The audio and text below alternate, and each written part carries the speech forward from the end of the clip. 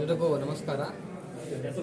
ಇಂದು ನಾವು ಲೋಕಸಭಾ ಸಾರ್ವತ್ರಿಕ ಚುನಾವಣೆ 2024 ಸಂಬಂಧವಾಗಿ ಏನು ನಮ್ಮ ಆರೂರ ಕಚೇರಿ ಅಂದರೆ ಜಿಲ್ಲಾಧಿಕಾರಿಗಳ ಒಂದು ಕಚೇರಿಯಿಂದ ರ್ಯಾಂಡಮೈಸೇಷನ್ ಆದಂತಹ ಫಸ್ಟ್ ರ್ಯಾಂಡಮೈಸೇಷನ್ ಅಂದರೆ ನಮ್ಮ ಕ್ಷೇತ್ರಕ್ಕೆ ರ್ಯಾಂಡಮೈಸ್ ಆಗಿ ಬಂದಿರುವಂತಹ ಮತಯಂತ್ರಗಳ ಒಂದು ಯಂತ್ರಗಳನ್ನು ಇಲ್ಲಿಗೆ ನಮ್ಮ ಡಿಸ್ಟ್ರಿಕ್ಟ್ ಸ್ಟ್ರಾಂಗ್ ಸೆಂಟರಿಂದ ನಮ್ಮ ಅಸೆಂಬ್ಲಿ ಕಾನ್ಸ್ಟಿಟ್ಯೂನ್ಸಿಯ ಸ್ಟ್ರಾಂಗ್ ಸೆಂಟರ್ಗೆ ತೊಗೊಂಡಿದ್ದೀವಿ.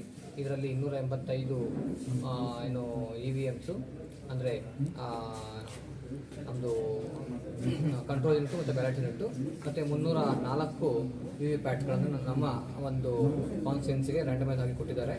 ಸೊ ಅದನ್ನು ನಾವು ಇಂದು ನಮ್ಮ ಎಲ್ಲ ರಾಜಕೀಯ ಮುಖಂಡರುಗಳ ಒಂದು ಸಮ್ಮುಖದಲ್ಲಿ ಇವತ್ತು ನಾವು ನಮ್ಮ ಸ್ಟ್ರಾಂಗ್ ರೂಮಲ್ಲಿ ಇಟ್ಟು ಅದನ್ನು ನಾವು ಭದ್ರಪಡಿಸಿದ್ದೇವೆ.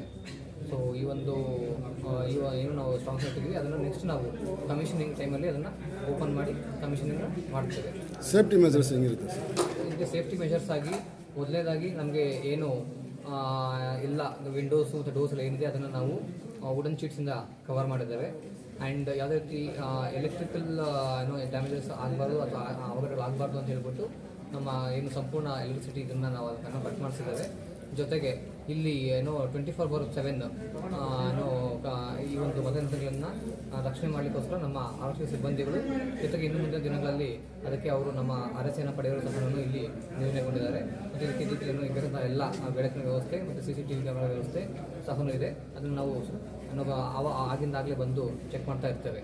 ಇನ್ನು ಏನು ಮೂವ್ಮೆಂಟ್ಸ್ ಇರುತ್ತೆ ಎಲ್ಲ ಸರ್. ಇವಾಗ ಯಾರು ಇನ್ಚಾರ್ಜ್ ಆಗಿದೆ? CI, DSP, SP incharge? ಈಗ ನಾವು ಇದನ್ನು ಪೊಲೀಸ್ ಡಿಪಾರ್ಟ್ಮೆಂಟ್ ಅವ್ರಿಗೆ ಇನ್ಚಾರ್ಜನ್ನು ಅವ್ರಿಗೆ ವಹಿಸ್ಕೊಟ್ಟಿದ್ದೇವೆ.